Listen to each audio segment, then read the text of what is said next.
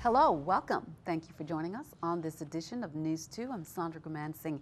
In our top story, road construction on the island of St. Croix has continued to move forward in the downtown Christiansted area for the last few months, with detours and road closings affecting traffic and businesses. For one local restaurant, the road repairs have disrupted the flow of customers and hours of operation. Richard Dorsey files this report on how road repairs are affecting some local businesses. Downtown Christiansted road repairs for the last few months has inconvenienced some businesses and business owners in the downtown Christiansted area. However, for one, it's been more than just an inconvenience. One morning I got here and it was like graves outside because they were digging like 8 feet down.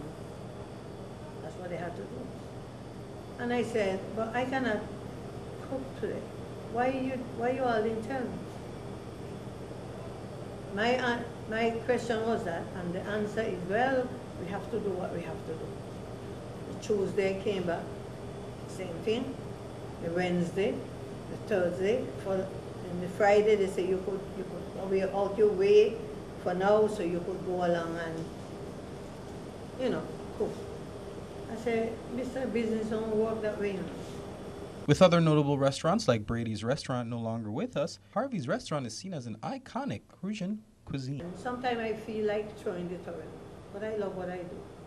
And I love when somebody come and say to me, Miss Harvey, we are happy, and we're grateful, and things like that. In the meeting that we had in Government House, I remember Governor Mapp said to them that he wants this job to do as fast as possible.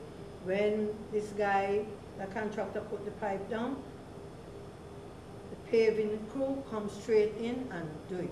And they promise him. I was there at that meeting. Am I wrong if I come and try to work? Business is not easy for really little business people, because we are the ones that pay our taxes.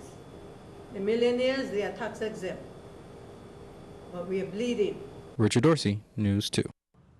Harvey's Restaurant has been open since 1987, and they hope to continue serving great local cuisine for their patrons and tourists as they look forward to their 30-year anniversary in 2017. Well, back on St. Thomas, DPNR is giving notice to owners to remove derelict vessels or they will be removed. Commissioner Don Henry Esquire says the department will commence reconstruction of the Crum Bay docking facility in Subbase, also known as the DPNR Boatyard. It has been littered with abandoned boats, trailers, and vehicles.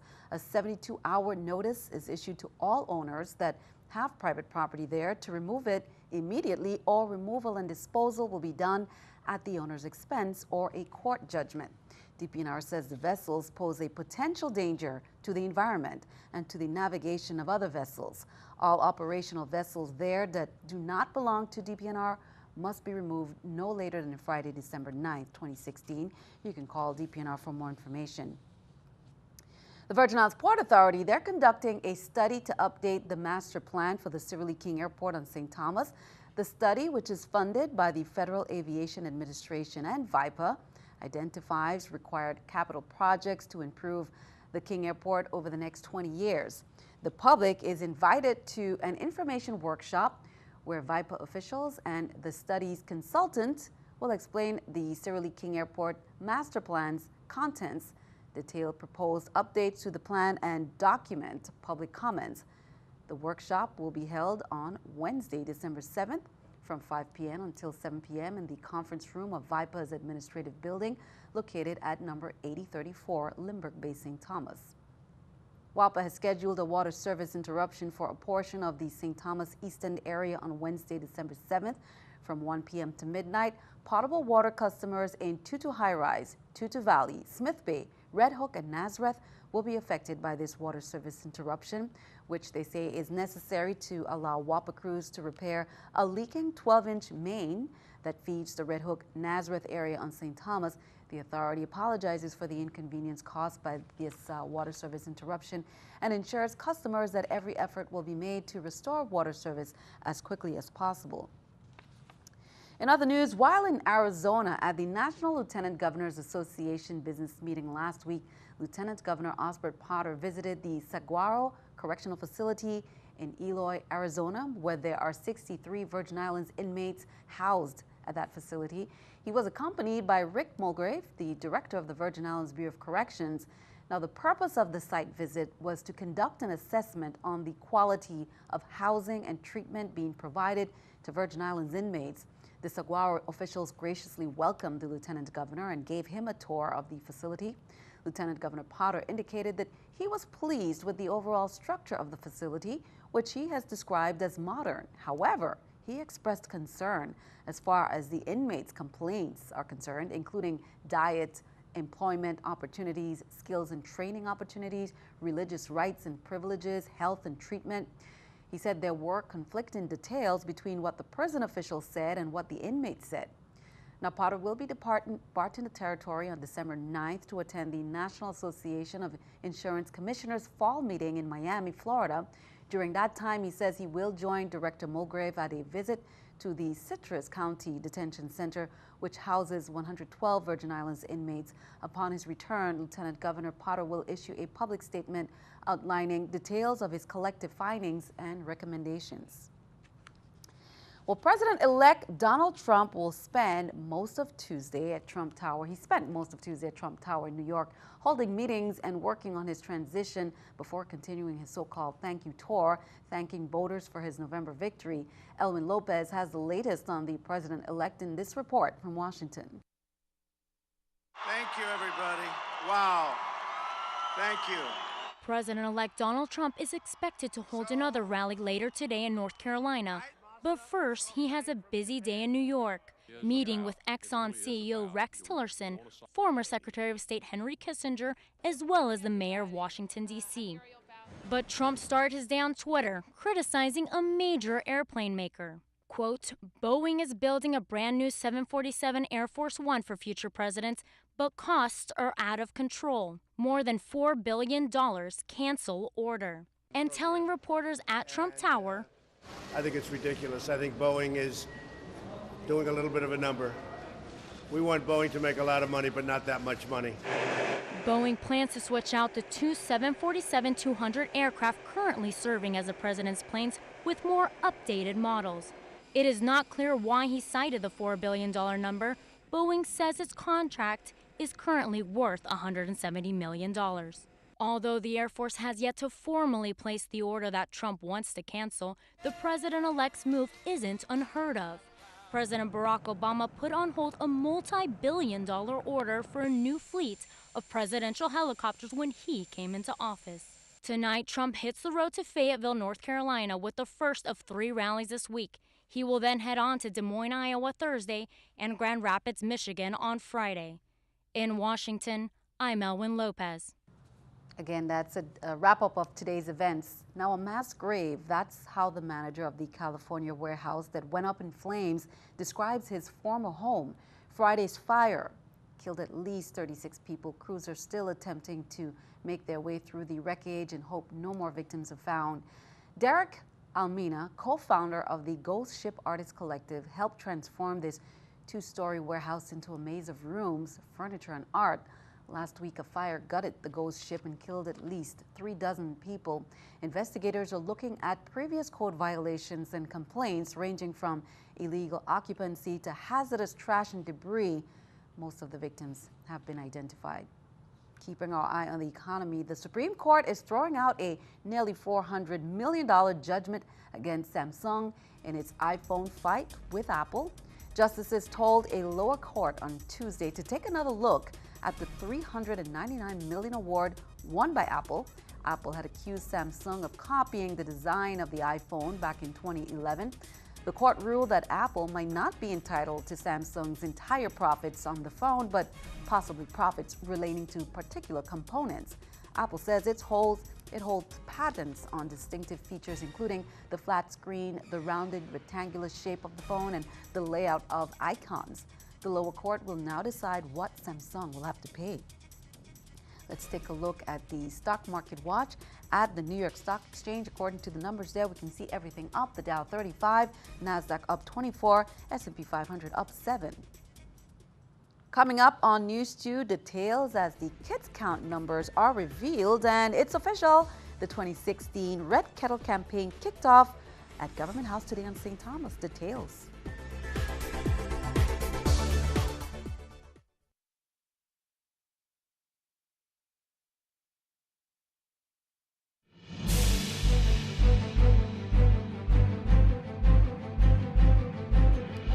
Welcome back. Governor Kenneth Mapp met with representatives from the U.S. Small Business Administration, the Puerto Rico and VI District Office today at Government House in St. Thomas. The new senior area manager, Mr. C.J. Castro, was introduced along with Maria de los Angeles de Jesus, the deputy director. C.J. Castro has been appointed as the new senior area manager for the St. Thomas-St. John district. He has been with the Small Business Administration since 2015 and has served in various positions at the Kentucky and California Loan Guarantee Processing Centers. He has over 33 years of commercial banking experience. Governor Mapp said Mr. Castro's vast financial background ensures that local small businesses will have access to valuable assistance. Community Foundation of the Virgin Islands released this year's Kids Count report with indicators that children and families in the Virgin Islands are facing stark economic realities. The CEO, John Straker of Lutheran Social Services, shared her comments on the new report. Here's more. 5 years ago, if we even look at Queen Louise Home, the kids count at the home was very low. Right now, we one short of capacities. And so we really do see it in, and even dealing with our families who are in some of our programs, like our early Head Start programs. So you do see the need to find ways to help families. The great thing about the statistic, however, is that it gives us information that we need to make decisions on where we should put our resources. And this is also really good for our territories' lawmakers in trying to make decisions on where we should focus our resources. The Department of Health called on pregnant women who are 18 years of age or over to participate in a confidential focus group discussion to share opinions about Zika in the territory, and that was held today at the Croyville Apartments, 14B Estate Pleasant in Frederickstead. A discussion was held and participants were updated on Zika initiatives. Department of Health staff were on hand to answer any questions and provide information on free mosquito services offered by the USVI Department of Health. We will have information on that study as soon as it becomes available. Agriculture Commissioner Mr. Carlos Robles reminds livestock farmers about the increased threat of disease to their animals caused by the wet weather. Commissioner Robles recommends that all farmers fix leaky roofs and improve drainage in and around animal pens during the rainy season. Wet and muddy pens and pastures put animals at risk for many health problems, he says. Mud can damage feet and make animals lame and unable to move around or get their food. Stomach worms thrive in wet manure, and muddy pastures can cause disease and even death in infected cattle, sheep, goats, and pigs. Farmers should build concrete flooring or provide wood pallets for animals to stand on. You can call the Department of Health for more information.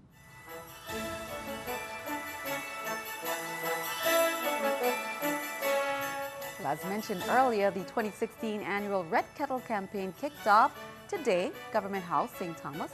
Governor Kenneth Mapp served as this year's honorary chairman.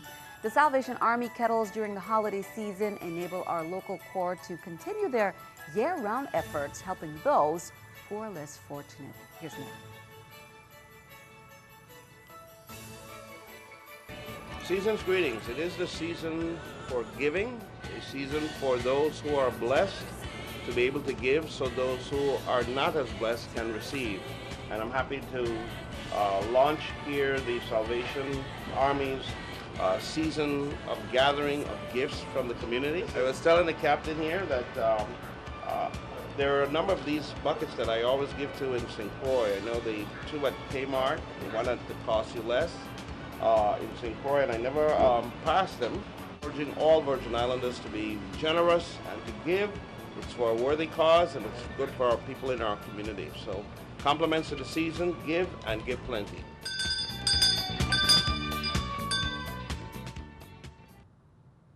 sure to look out for the red kettles, and we'll share a schedule of where you can find them on the islands.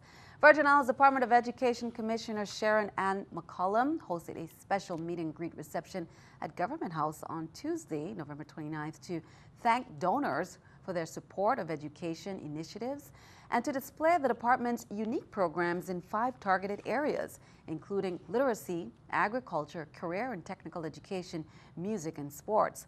The first-time event saw enthusiastic participation from more than 78 executives representing EDC companies from across the territory, as well as education supporters from various community groups and organizations. Participants visited each of the 5 display stations to learn more about the department's offerings. She said the event is expected to become an annual one to encourage private-public partnership. Kudos, congratulations to 16 Spanish students who graduated and were recognized last evening from the GED program sponsored by the Association of Latin Women at Emerald Beach. The group ranged in age from 18 to 52. For the past 5 months, the students studied math, science, Spanish, USVI history, religion, English, and social studies. The program certifies students so that they can attend UVI or any other college. The program was completed via the internet from Blessing Academy in Puerto Rico. Members of the Association of Latin Women assisted by tutoring the women. Congrats to the students, and if you would like information on this program, you can contact the president of the association. Her name is Sofia del Rosario. Job well done to all the students there. Virgin Islands Department of Education, Office of School and Community Affairs, St. Thomas St. John District, they're inviting parents to attend the free Parent University Boot Camp. It begins this evening, December 6th. It's going on to the 20th. At Lockhart Elementary School, classes are Monday, Tuesday, and Thursday from 6 to 8 p.m. and on Saturdays from 10 a.m. to 12.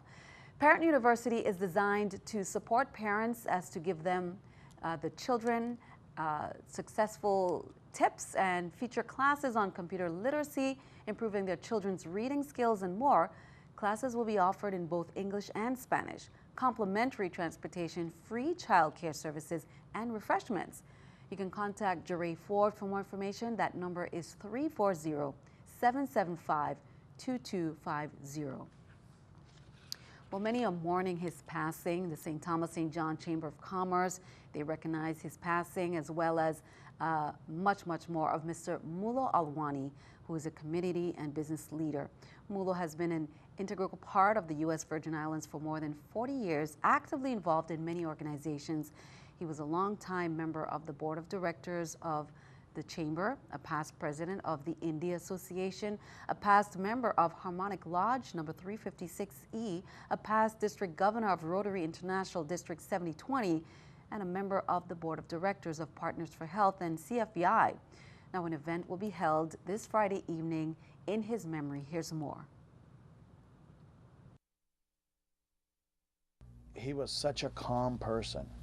He was so even-keeled.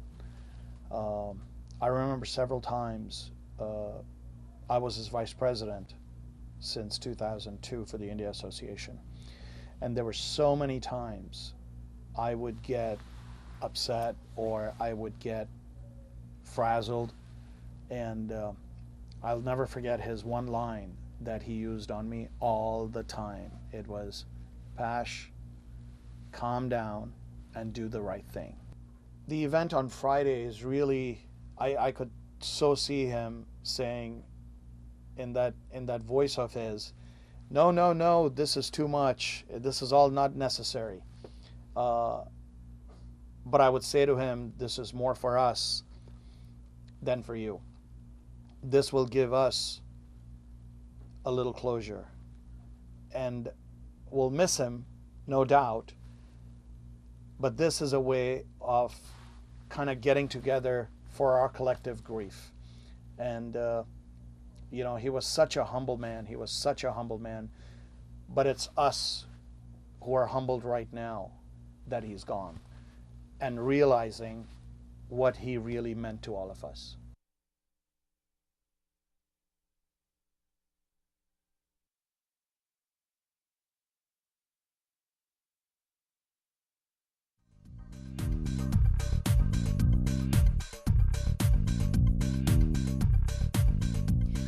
take a look at the current satellite, it's still not very visible on the map, but the front end of this cold front off into the Atlantic, we still have the tail end of it really beginning to weaken. Not too many showers going on, but there are some isolated showers over some of the Caribbean, and that also includes the U.S. Virgin Islands and over Puerto Rico as well. These little spots out here is what I'm talking about. It's going to further sink off to the south and the east, and we will be returning to a trade wind pattern. So a shower or two continuing for tonight as that front begins to sink off into the south and the east. And heading towards tomorrow, mostly sunny conditions, but it is going to remain quite humid out near St. John as well as in St. Thomas. Now down towards St. Croix will be mostly sunny for your Wednesday. Beautiful day out there, but still pretty hot. We're at 86 degrees for our Wednesday. Out on the waters, we do have a small craft use caution warning in effect. Our waves 4 to 6 feet and some winds out the east 10 to 15 knots. So be wary of that as you're headed out there. And as we head into the Caribbean side of things, we are going to be seeing waves 3 to 5 feet as well as winds out of the east 10 to 15 knots there. Now as we head into Thursday, what we're going to be looking at an area of deep moisture just off to our south and our east, going to plume up as it heads into the Caribbean.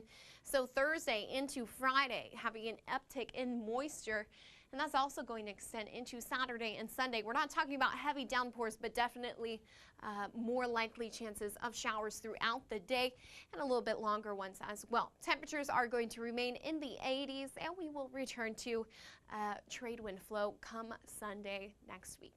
Back to you, Sandy. Thank you for that. It is time for our News 2 weather picture there by Delilah Saldana of Ricardo Richards Elementary School, sharing some smooth sailing and sunshine. Overall, nice puffy white clouds, beautiful weather. Delilah, thank you for your picture. Send us your News 2 weather picture right there to be featured to the address right there on the screen. Be sure to include all the information we need, and then just tune in to see it right here on News 2. That is all for now. We'd like to thank you for joining us for all the latest. I'm Sandra Guman saying on behalf of all of us, have a wonderful evening. We'll see you next time.